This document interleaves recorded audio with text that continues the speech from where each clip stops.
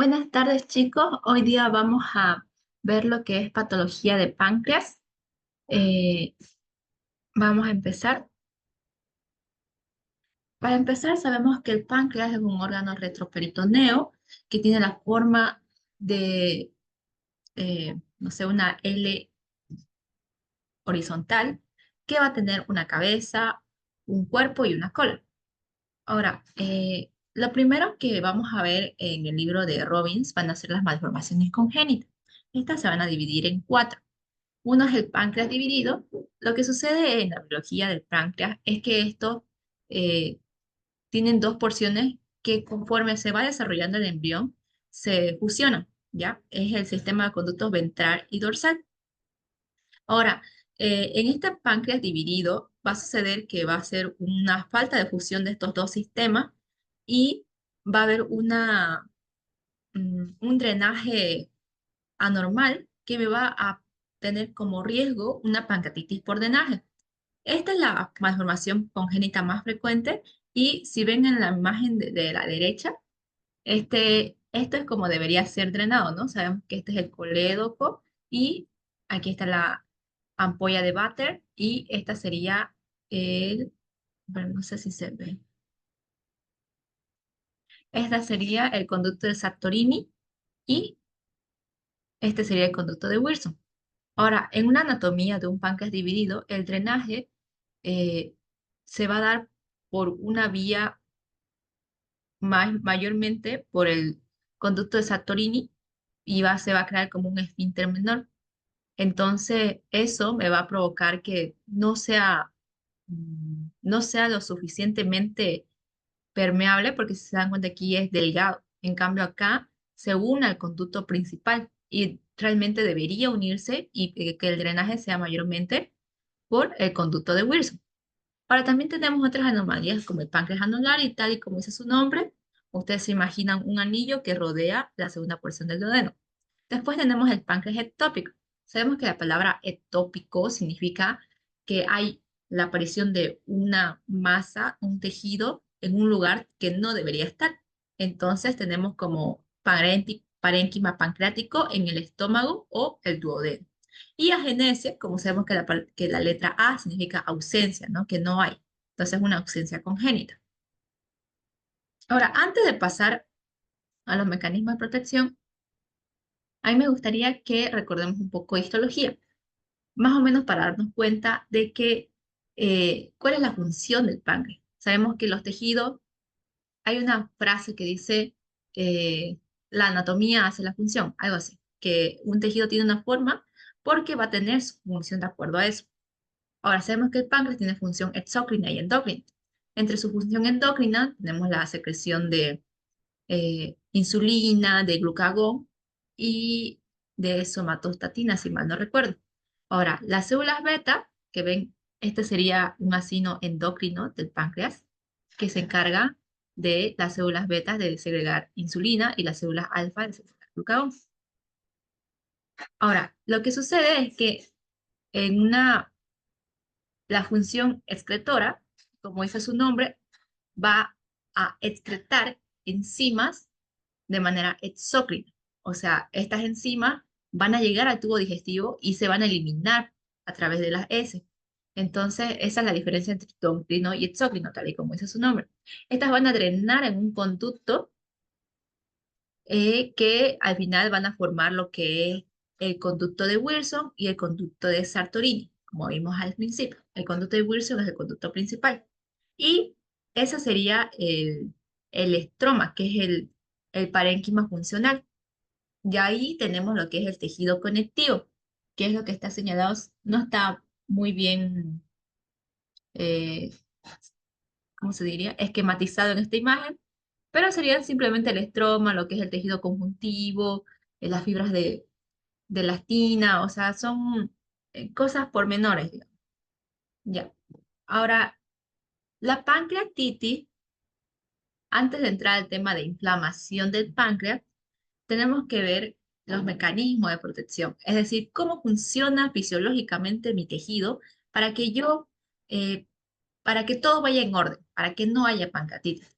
Ahora, resulta que esto Estas células, estas glándulas, son glándulas porque secretan enzimas, se van a encargar de secretar estas enzimas de manera inactiva. Eso se lo denomina simógeno.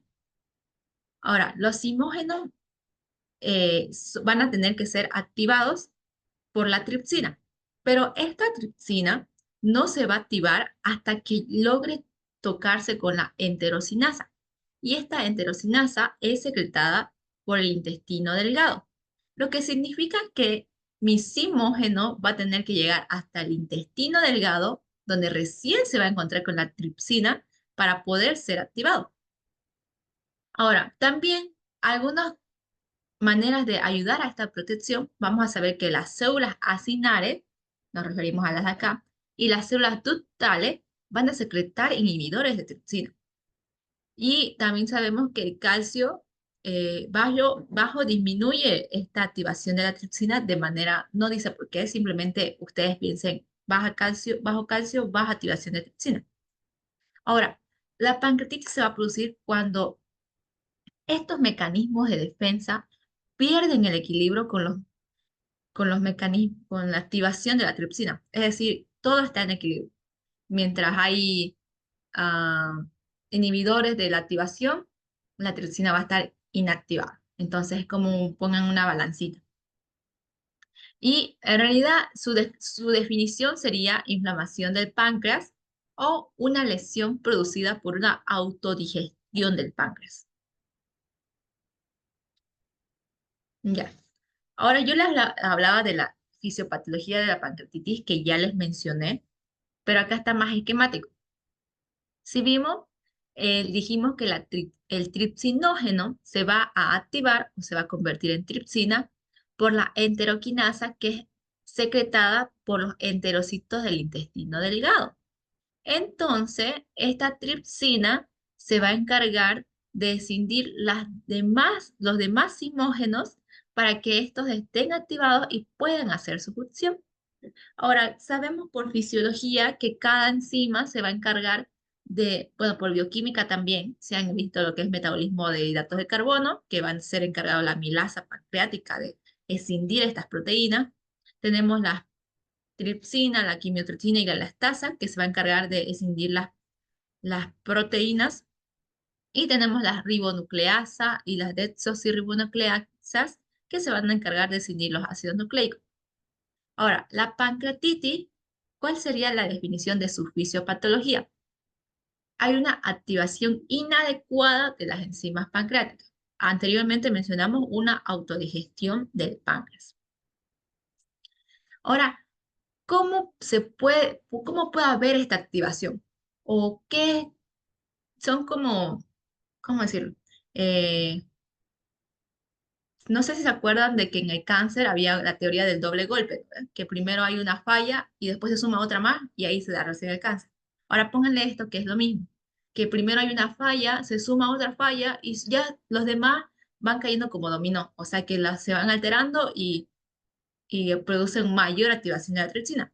Ahora, entre estos puede haber una obstrucción del conducto pancreático que puede ser, imagínense una coledocolitiasis, que es la presencia de un cálculo a nivel del colédoco que me va a obstruir la salida de las enzimas pancreáticas y esto va a ocasionar que haya un aumento de la lipasa, que la lipasa es la enzima que se va a encargar de escindir a los lípidos que van a ocasionar una mayor liberación de citocinas proinflamatorias que me van a ocasionar inflamación y edema intersticial. Ustedes saben que donde hay inflamación va a haber un aumento de la permeabilidad y el edema. Lo que me va a ocasionar este edema es una alteración del flujo vascular y esta alteración del flujo vascular es decir que va a haber una isquemia, que ese edema mismo va a obstruir la llegada de sangre arterial y el páncreas se va a tender a necrosar, ¿no? Sabemos que ausencia de oxígeno en tejido me va a dar como resultado la necrosis. Después vamos a tener unas lesiones primarias de las células acinares. Esto es por el estrés oxidativo. Ustedes saben que donde no hay oxígeno, la célula empieza a hacer glucólisis anaeróbica que se va a asociar con mayor producción de radicales libres. Y esto va a producir la mayor activación de NFKB, ustedes saben lo que significa, y que me llevaría a un aumento de citocinas proinflamatorias.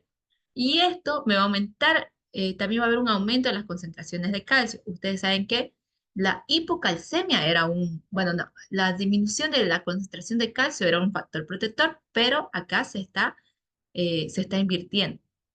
Después tenemos un transporte intracelular defectuoso de proenzima.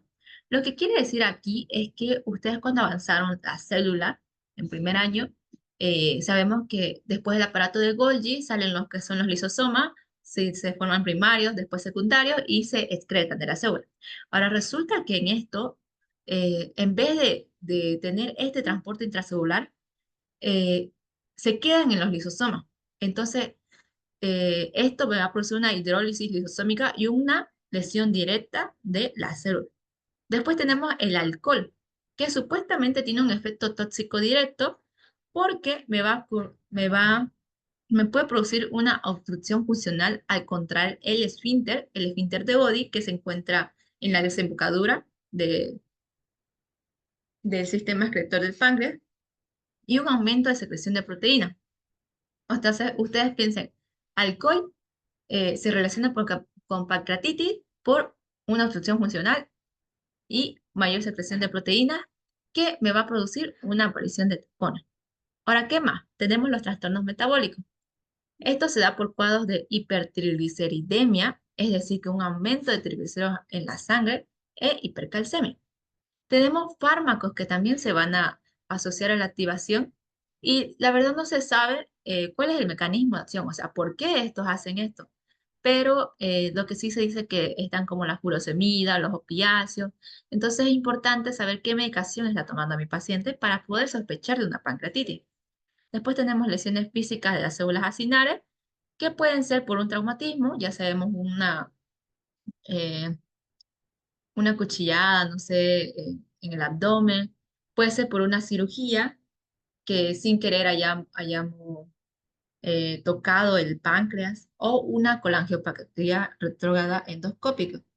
Y esto este, es importante porque ustedes solo van a indicar este tipo de estudio. Es un estudio que se hace, pónganle, imagínense como una manguerita que se entra a través del tubo digestivo y se intenta ver endoscópicamente las vías biliares o las vías pancreáticas. Entonces, este estudio se hace cuando estas vías están dilatadas. ¿Por qué? Porque esto tiene riesgo a tener pancreatitis. Ustedes lo están viendo acá.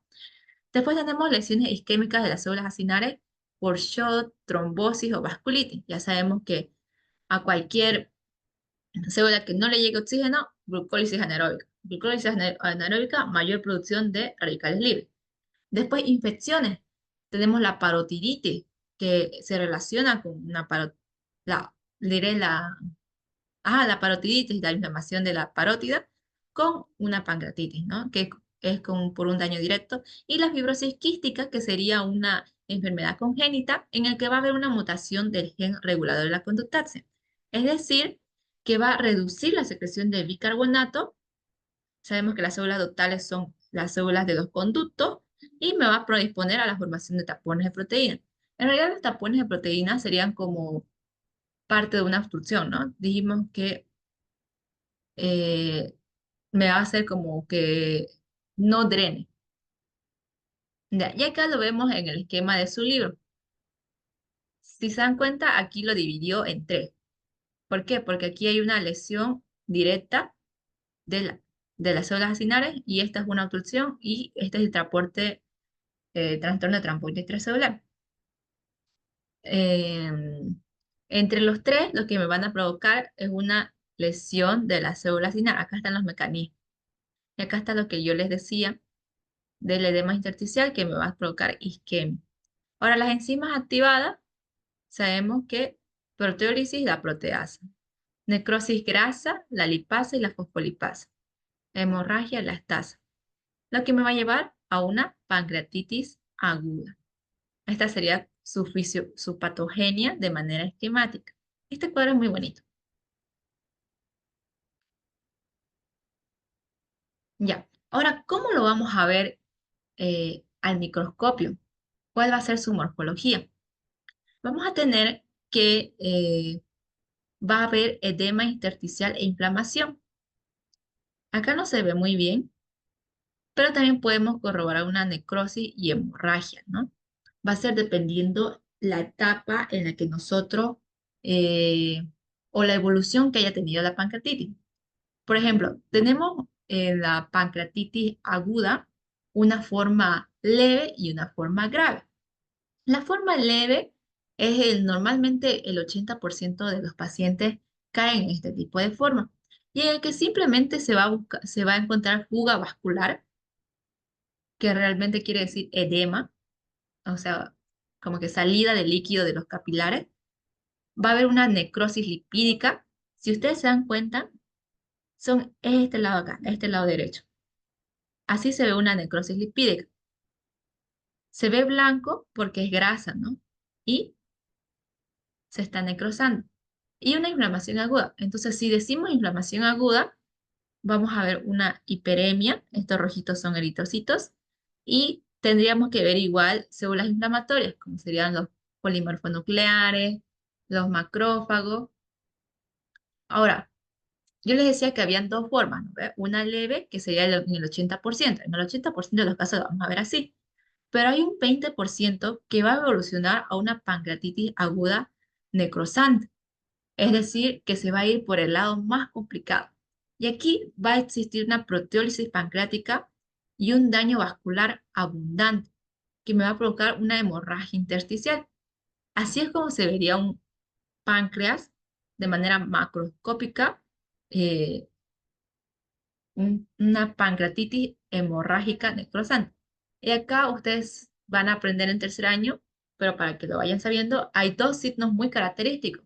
Nosotros no buscamos encontrar estos signos. ¿Por qué? Porque ya esto significa que el paciente está muy mal y que tiene realmente muy pocas posibilidades de vivir. ¿Por qué? Porque ya son las complicaciones más, más terribles, digamos. No deberíamos buscar ver estos signos, que serían el signo de Cullen, que sería una equimosis periumbilical, es decir, alrededor del ombligo, y el signo de Gray-Turner, que sería equimosis a nivel de la fosa ilíaca derecha o izquierda. Ahora, vamos a tener la división de la pancreatitis en un tipo agudo y crónico. Ya les estaba hablando un poco de la pancreatitis aguda. Lo que tienen que saber es que la pancreatitis aguda se define como una lesión parenquimatosa reversible.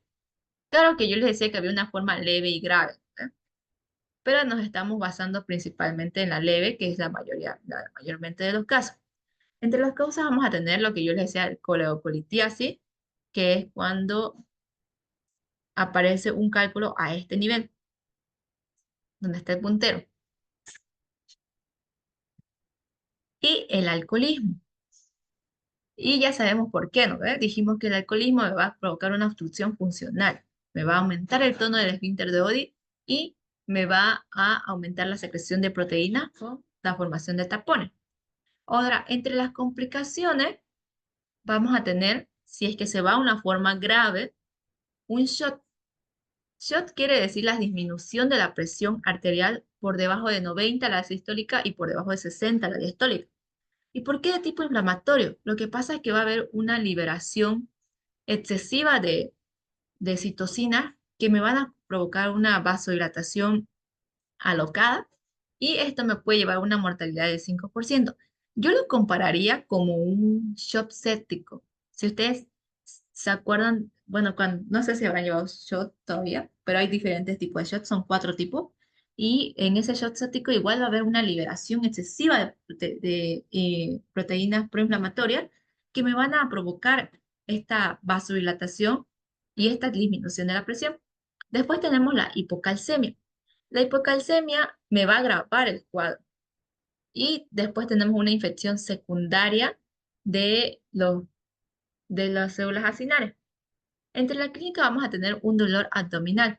Se dice que la pancreatitis es entre los dolores más intensos que existen en la población general.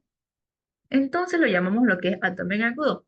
Por esta causa, por ser un abdomen agudo, vamos a tener que diferenciarlas de otras patologías que nos pueden dar este mismo tipo de dolor como un embarazo ectópico roto, que es cuando hay un embarazo fuera del útero y este se rompe. Después podemos tener un neumoperitoneo o una úlcera perforada. Son dolores característicos de abdomen que normalmente son tan fuertes que llevan al paciente a entrar por emergencia al hospital. Después tenemos náuseas y vómitos. ¿Por qué habrá náuseas y vómitos? Porque resulta que toda inflamación que se ocurre en el músculo liso va a tender a paralizarlo, es decir, no va a haber lo que es el peristaltismo. Si no hay el peristaltismo, el líquido que se produce en el jugo gástrico o las comidas que tiende a comer el paciente no van a avanzar. Entonces, eso va a provocar que el paciente no quiera comer, que sería anorexia, que es la falta de apetito, porque su comida no va a avanzar, o sea, no va a avanzar más allá del tubo digestivo. Y entre las secuelas vamos a tener abscesos pancreáticos estériles, que en realidad es la consecuencia de la liberación de la lipasa que empieza a degenerar toda la grasita. Y tenemos los pseudoquistes pancreáticos. En realidad estos pseudoquistes son el material necrótico, es decir, la necrosis de la célula se va acumulando como en un quiste, pero la diferencia de estos con los quistes verdaderos es que no tienen pared. Ahora, ¿qué nos diferencia de una pancreatitis crónica? Tal y como dice su nombre, primeramente su evolución crónica, mayor de 3 meses, y hay una destrucción irreversible del parénquima y fibrosis. Esta es la definición. Destrucción irreversible del parénquima y fibrosis. Ahora, entre las causas vamos a tener nuevamente alcoholismo, puede tener una base genética, yo les hablaba de la fibrosis quística, puede ser una neoplasia, pero ¿por qué una neoplasia?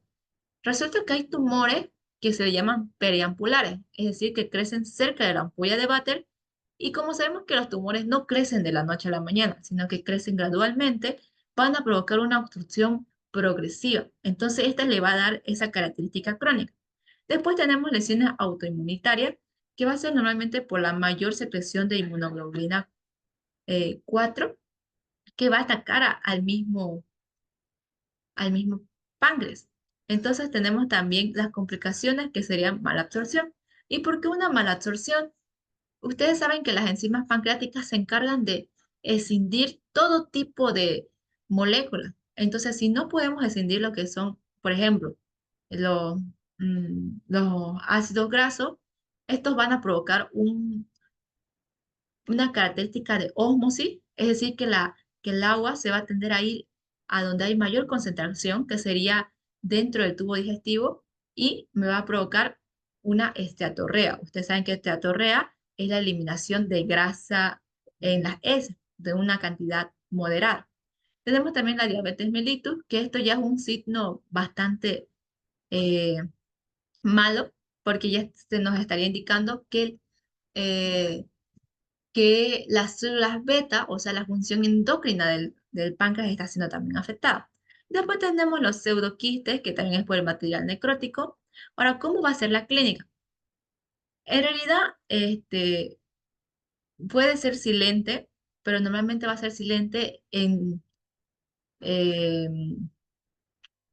no sé, en patologías que se reviertan. Por ejemplo, el alcoholismo no es que se revierte, sino que uno normalmente, digamos, salen de fiesta un fin de semana, pero no salen de fiesta todos los días, digamos. O sea, es como que algo constante, pero no es algo que sea, o sea, que me obstruya, digamos. Por ejemplo, una coleocolitis así, como que no te va a dar una pancreatitis crónica, más una aguda. Ahora tenemos brotes de dolor que se van a dar después del alcoholismo. Como yo les decía, en ese momento, en ese periodo en el que uno consume demasiado alcohol, hay esa obstrucción funcional. Ahora, cuando hay una ingesta excesiva de comida, ustedes saben que cuando algo demanda más función, va a haber una mayor producción de enzimas. Entonces, esto me puede producir eso. Y los opiáceos.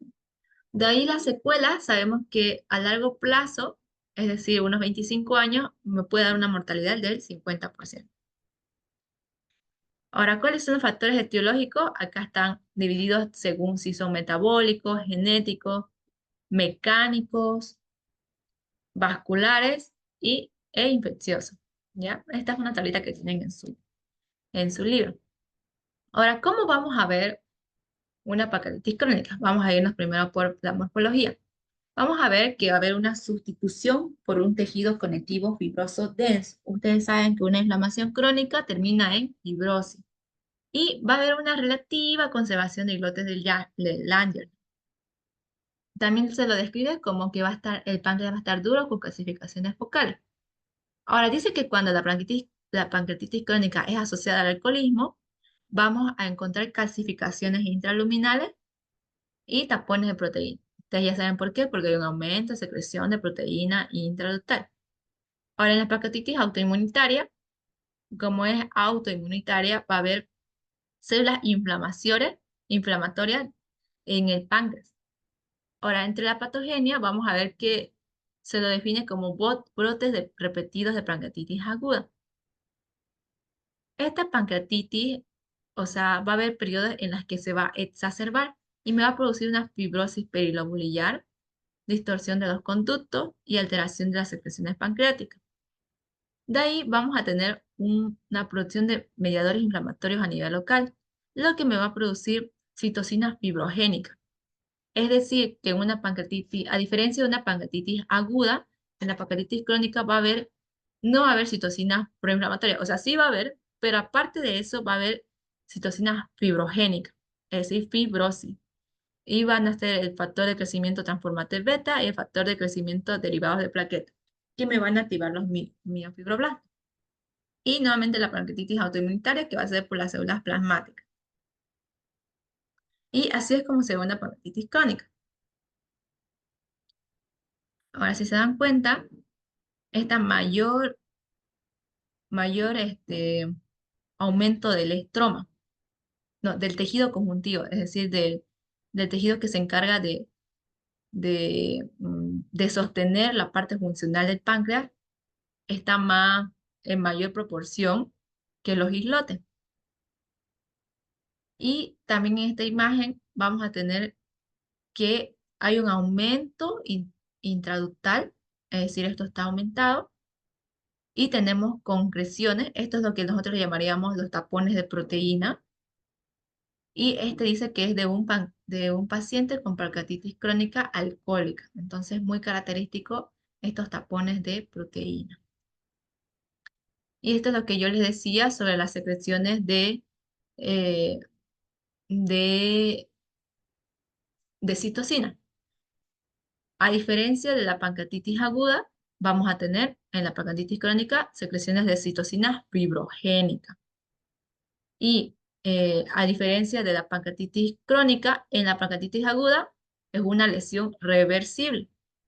En cambio, en la crónica es una lesión irreversible.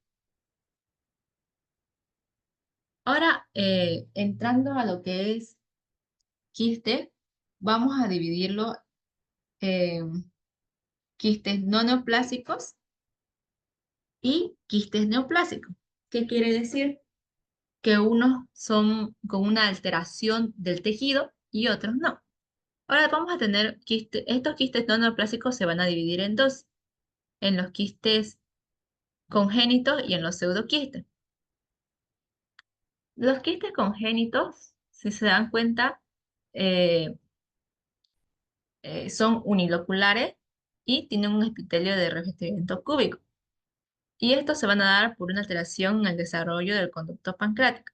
Entre las patologías más relevantes vamos a tener la poliquistosis congénita, que se va a relacionar con una coexistencia de quistes renales y hepáticos, y la enfermedad de von Hippel-Lindau, que son quistes pancreáticos con angiomas del sistema nervioso central. Ya estos le dan sus nombres de acuerdo a las características que tengan. Después tenemos los pseudoquistes, que son colecciones de material necrótico. Si ustedes se acuerdan, estos eran secuelas de pancreatitis aguda, que va a ser rico en enzimas pancreáticas. Va a tener una delimitación de áreas de necrosis grasa y son el 75% de los quistes no neoplásicos, es decir, mayormente vamos a encontrar de esto. ¿Qué son, qué es lo que los diferencia de los quistes verdaderos? Porque aquí pseudo significa falso. no tienen revestimiento epitelial, sino un tejido de granulación fibrosado. Se da por brotes de plaquetitis aguda, traumatismo lo pueden obviar, y normalmente estos pueden seguir tres vías. Pueden resolverse de manera espontánea, pueden terminar en una infección secundaria o pueden igual hacer una compresión a estructuras adyacentes y me pueden ocasionar mm, una patología, digamos, una incomodidad en el paciente. Ahora, nosotros aquí vamos a ver lo que es el pseudoquiste pancreático. Primeramente vemos, y bueno, acá no se ve, pero no tiene revestimiento epitelial. Y su revestimiento en realidad va a estar dado simplemente por un tejido de granulación. Y después tenemos acá una neoplasia quística serosa. Estos son normalmente, estos son de este tipo de patología. Estas ya son neoplásicas, por si acaso. Y para que lo vean, digamos, eh, tienen como muchos espacios circulares dentro de todo el ácido pancreático y son relativamente pequeños y como dice seroso, ¿no? Es un líquido claro mm, y no es denso. Y acá sí el epitelio va a ser por un epitelio de revestimiento cúbico. Si se dan cuenta, acá tiene un epitelio cúbico. Ya. Ahora vamos a entrar a los quistes neoplásicos. Los anteriores eran no neoplásicos. La imagen que les monté anteriormente igual es neoplásica. Ahora, ¿cómo se los define esto? Son masas indoloras de crecimiento lento. Ahora, estos se van a dividir en cuatro: cerosas, mucinosas quísticas, mucinosas papilares intraquísticas y un tumor sólido pseudopapilar. Estos van a ser el 15% de los quistes pancreáticos, es decir, son la menor cantidad, mayormente son los no neoplásicos, pero entre las neoplasias igual van a ocupar muy poca cantidad de las neoplasias pancreáticas, solo el 5%. Ahora, estas neoplasias quistes neoplásicos se van a dividir en quísticas, que son las que vamos a estudiar acá, y las sólidas, que ya llegarían a ser los tumores, ¿no? Ahora, entre las quísticas vamos a tener que la serosa, al igual que la mucosa, la mucinosa y los tumores sólidos son mayormente de mujeres, las serosas de mayores de 60 años son nódulos solitarios y normalmente están en la cola del páncreas con una cicatriz estriada central. Estos son benignos, entonces una simple resección es lo ideal. De ahí entre las mucinosas quísticas vamos a ver que estas son multiloculadas, que son revestidas por células cilíndricas, porque estas células tienen la propiedad de secreción mucosa. Entonces, si tienen una secreción mucosa, el estroma va a estar denso y también nuevamente mayor en la cola del páncreas. Ahora, ¿cuál es la diferencia más característica? Es que estas mucinosas quísticas en la tercera parte, van a albergar un adenocarcinoma infiltrante. Es decir, que una vez que yo diagnostico esta mucinosa quística, tengo que reseccionar y buscar si no ha habido ya de una vez una conversión maligna. Después, las mucinosas papilares intraquísticas eh, se van a caracterizar porque son intraductales, es decir, aparecen en los conductos. Y a diferencia de las mucinosas quísticas, hay una ausencia de estroma denso. Y aparte se van a dar mayormente en la cabeza del páncreas y tienen también una potencialidad de malignización. Y el tumor sólido pseudopapilar, aunque ustedes dicen, pero si es sólido, debería estar dentro de los tumores. Lo que pasa es que este en realidad es una mezcla entre lo sólido y lo quístico. Entonces está como un tumor mixto, por así decirlo. Y estos tienen normalmente grandes tamaños que me van a producir nuevamente unas molestias por mecanismos de precisión adyacente. Ahora, aquí vamos a ver una neoplasia quística mucinosa. Como dijimos, son multiloculares, tienen un estroma denso y normalmente en la cola del páncreas. Ahora, yo les dije que las células eran cilíndricas porque tienen la propiedad de secreción de mucus, o sea, denso.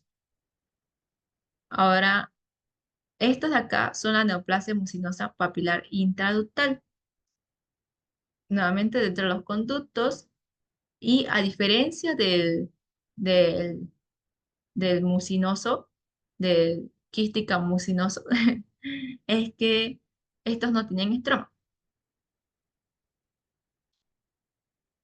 Ahora vamos a entrar a los tumores o neoplasias sólidas. Conforman, bueno, ya, esto ya lo leímos, pero vamos a dividirlo en tres, en carcinoma de páncreas, que es el más frecuente, algo que van a ya saber más adelante, pero en todos los tejidos, bueno, en la mayoría de los tejidos digestivos, van a ver que el adenocarcinoma, es decir, que tumores originados de las glándulas son los más frecuentes, en casi todos, menos en el esófago, que es el hemiosarcoma, es decir, tumores originados del músculo del esófago. Ahora tenemos el carcinoma de páncreas, tenemos el carcinoma de células acinares. Las células acinares se refieren a las células que hacen de función endocrina y el pancreatoblastoma. Ya. El carcinoma de páncreas, también llamado adenocarcinoma ductal infiltrante, que si recordamos tiene lesiones precursoras. En realidad, ¿cuál es la dinámica? Hay un epitelio no neoplásico, que podríamos decir un quiste neoplásico eh, de tipo mucinoso, que se va a convertir en una lesión no infiltrante primero y después en un carcinoma. Estas son también llamadas neoplasias intraepiteliales pancreáticas. Ahora, ¿cuál es su patogenia? Sabemos que en cáncer avanzamos que sí o sí para que haya una progresión maligna, tiene que haber una mutación de los genes y hay la teoría del doble golpe, ¿no? Ahora, ¿qué genes pueden estar implicados? Puede ser los prooncogenes que se vuelven, los protoncogenes que se vuelven oncogenes que van a inducir a la formación, a la multiplicación alocada de la célula, o puede haber, no sé, una ausencia del CRAS, que es un autoinhibidor, y así, o sea, puede haber mutaciones somáticas o silentes, que quiere decir que hay un silencio de esas genes que se encargan de que no avance un ADN que está erróneo, entonces lo dejan libremente que avanza porque ya no está ese guardia. Y entre epidemiología y herencia vamos a tener que el 80% se da a los 80 años en raza negra y por tabaquismo. También vamos a tener como factores de riesgo la pancreatitis crónica, una dieta rica en grasa, antecedentes familiares y diabetes mellitus. Y así es como se ve en la placa, ¿no? Esta es hay escalas para poder, eh, para que el patólogo pueda saber qué tan maligno es un cáncer. Y, por ejemplo, esta es una neoplasia intraepitelial del grado 3 que afecta a un conducto pancreático pequeño. Después tenemos un carcinoma de páncreas, así se ve macroscópicamente. Y tenemos también eh, una placa histológica y acá hay como glándulas mal formadas. Ustedes saben que adenocarcinoma quiere decir que se originan de glándulas. Y ahora tenemos el carcinoma de páncreas, pero vamos a ver sus características clínicas. Primero vamos a ver la morfología. Vamos a tener que el 60% se va a ubicar en la cabeza del páncreas. Y esto, aunque crean o no, es mejor para nosotros. ¿Por qué? Porque si un tumor se ubica a este nivel, me puede producir una obstrucción del conducto pancreático, del conducto de Wilson o el de Sartorini, lo que me va a dar una clínica, un signo, la ictericia, que me va a poder hacer sospechar de que hay algo que está obstruyendo y yo puedo diagnosticarlo eso. ¿Por qué? Porque si el carcinoma está en el cuerpo del páncreas o en el cola, no va a haber esta obstrucción. Entonces, al no haber esta obstrucción, el carcinoma puede crecer. Hasta normalmente estos tienden, tienen una frecuencia alta de infiltración perineural y vascular, es decir, pueden hacer metástasis. Y esto es lo malo porque ya cuando se lo diagnostica, eh, normalmente el tumor de páncreas ya está tan avanzado que la mortalidad tiende a ser, tiende a ser bastante alta. De ahí, esto es lo que yo les decía, que si está en la cabeza es mejor porque va a dar una ictericia y si no, normalmente son silentes. Y también sabemos que va a haber una desmoplasia, es decir, que va a haber una lesión infiltrante con una respuesta cicatrizal, es decir, que el tejido adyacente va a responder con mayor fibrosis, mayor tejido conectivo denso, y microscópicamente vamos a ver patrones glandulares eh, diferenciales, ¿no? Del epitelio ductal. Ahí las características clínicas, lo mismo, la ictericia obstructiva, las metástasis, que normalmente cuando ya lo notamos ya son irresecables y normalmente mayor frecuentemente son en las hepáticas, o sea, en el hígado vamos a encontrar las metástasis y la pérdida de peso y dolor. Ustedes saben que si hay una compresión, va a haber una compresión a nivel del estómago, ya el paciente se siente lleno con comer poquito y también por la infiltración perineural, el dolor, ¿no? Y el síndrome de Trousseau, que es en realidad simplemente el hecho de decir una neoplasia pancreática asociada a tromboflebitis migratoria. Y así es como se ven las... No, este ya es los otros. Estos son los dos últimos. Tenemos el carcinoma de páncreas, como vimos, y este sería el carcinoma de células acinales. ¿Qué quiere decir esto? De las células que son acinos con gránulos de zimógeno. Ustedes saben que zimógeno quiere decir enzimas no activadas y producción de enzimas exócrinas. Si se dan cuenta, son estas células de acá y tienen lo que nosotros vimos que tiene una célula neoplásica. Hay una alteración en la coloración del núcleo con mm, no me acuerdo cómo se decía, nucleorexis o núcleo, pero hay em, el núcleo tiene una pigmentación bastante basófila y la relación núcleo-citoplasma está alterada. Además de que vemos que la polaridad de las células, si se dan cuenta, es de diferentes formas. Están un lado largo, un lado corto. Y tenemos por último el pancreatoblastoma. El pancreatoblastoma es un tumor maligno que afecta principalmente al niño. Y estos microscópicamente se van a ver islotes escamosos, que sean estos, mezclados con células acinares. Es como lo mismo que un carcinoma de células acinares, pero lo vamos a mezclar con islotes escamosos. Bueno, chicos, eso sería por hoy. Eh, Vamos a dejar de grabar. Cualquier duda lo pueden poner en el chat y nos vemos la siguiente semana.